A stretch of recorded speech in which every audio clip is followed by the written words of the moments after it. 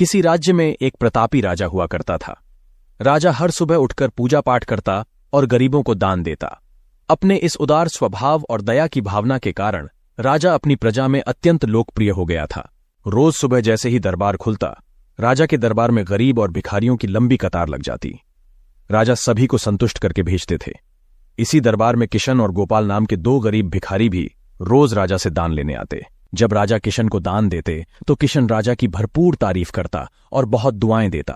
वहीं जब राजा गोपाल को दान देते तो वह हर बार केवल इतना कहता, हे ईश्वर, तू बहुत दयालु है, तूने मुझे इतना सब कुछ दिया। राजा को उसकी यह बात बुरी लगती। राजा सोचते कि दान मैं देता हूं और ये आभार उस ईश्वर का व्यक्त करता है। एक दिन राजकुमारी का जन्मदिन था। उस दिन राजा ने दिल खोलकर दान दिया। जब किशन और गोपाल का नंबर आया तो राजा ने पहले किशन को दान दिया। किशन राजा की खूब प्रशंसा करने लगा, लेकिन जैसे ही राजा ने गोपाल को दान दिया, गोपाल ने हाथ उठाकर कहा, हे ईश्वर, तू ही अन्नदाता है। आज तूने मुझे इतना दिया, इसके लिए प्रभु तुझे धन्यवाद। यह सुनकर राजा को बहुत गुस्सा आया। उन्होंने गोपाल से कहा, गोपाल, मैं रोज तुम्हें दान देता हूं, फिर तुम मेरे बजाय उस ईश्वर का गुणगान क्यों करते हो? गोपाल ने सहजता से उत्तर दिया, राजन, देने वाला तो ऊपर बैठा है, वही सबका अन्नदाता है, आपका भी और मेरा भी। यह कहकर गोपाल वहां से चला गया। अब राजा ने उसे सबक सिखाने की सोची। अगले दिन जब किशन और गोपाल का नंबर आया तो राजा ने किशन को दान दिया और कहा, किशन, मुझे गोपाल से कुछ बात करनी है, इसलिए तुम जाओ, आज तुम पुराने रास्ते से मत जाना। आज तुम्हें राजमहल के किनारे से जाना है, जहां से सिर्फ मैं गुजरता हूं। किशन खुशी खुशी दान लेकर चला गया। राजमहल के किनारे का रास्ता बड़ा शानदार और सुगंधित था। संयोग से राजा ने उस रास्ते में चांदी के सिक्कों से भरा एक मटका रखवा दिया था, लेकिन किशन अपनी मस्ती में मस्त था। वह सोच रहा था कि राजा ने मुझ पर बहुत कृपा की है, जो मुझे राजमहल के रास्ते से गुजरने का अवसर दिया। यही सोचकर किशन आंखें बंद करके रास्ते से गुजर गया और उसकी नजर चांदी के सिक्कों से भरे मटके पर नहीं पड़ी। कुछ देर बाद राजा ने गोपाल से कहा, अब तुम जाओ, क्योंकि किशन अब तक जा चुका होगा। तुम्हें भी उसी रास्ते से जाना है जिससे किशन गया है। गोपाल ने धीरे धीरे ईश्वर का धन्यवाद करते हुए आगे चला। अभी कुछ ही दूर गया था कि उसकी नजर चांदी के सिक्कों से भरे मटके पर गई।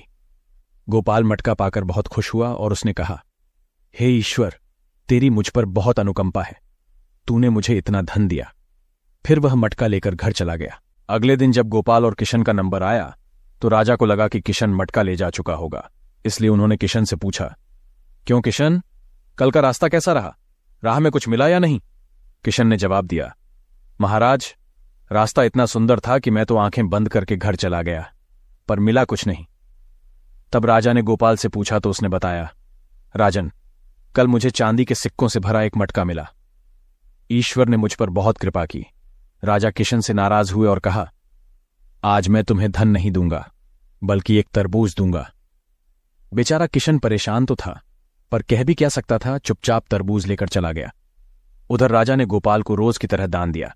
किशन ने सोचा, इस तरबूज का मैं क्या करूंगा, और यही सोचकर उसने तरबूज को एक फल वाले को बेच दिया। उधर जब गोपाल रास्ते से गुजरा तो उसने सोचा, घर में कुछ खाने को तो है नहीं, क्यों ना बच्चों के लिए एक तरबूज ले लिया जाए। फिर वह वही तरबूज खरीद लाया जिसे किशन बेच गया था। जैसे ही गोपाल ने घर आकर तरबूज काटा, उसने देखा कि तरबूज के अंदर सोने के सिक्के भरे हुए हैं। गोपाल यह देख बहुत प्रसन्न हुआ और हाथ जोड़कर बोला, हे ईश्वर, आज तूने मेरी गरीबी दूर कर दी, तू बहुत दयालु है, सबका अन्नदाता है। अगले दिन जब राजा दान दे रहे थे तो उन्होंने देखा कि केवल किशन ही आया है, गोपाल नहीं। राजा ने किशन से पूछा, गोपाल कहाँ है?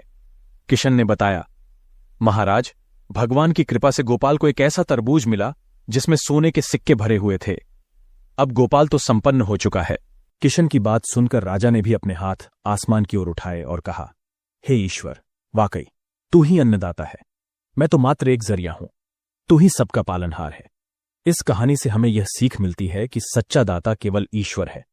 जब हम किसी भी सहायता, संपत्ति या सफलता के लिए ईश्वर को आभार व्यक्त करते हैं तो वह अपनी कृपा बनाए रखता है। यह हमें सिखाता है कि हमें अपनी उपलब्धियों पर अहंकार नहीं करना चाहिए, बल्कि हर अच्छी चीज के लिए ईश्वर का आभार मानना चाहिए, क्योंकि वही सबका अन्नदाता और पालनहार है। दोस्तों, अगर आपको यह कहानी पसंद आई हो तो कृपया लाइक और शेयर करें। ऐसी और कहानियों के लिए हमारे चैनल को सब्सक्राइब करें और बेल आइकन दबाना न भूलें।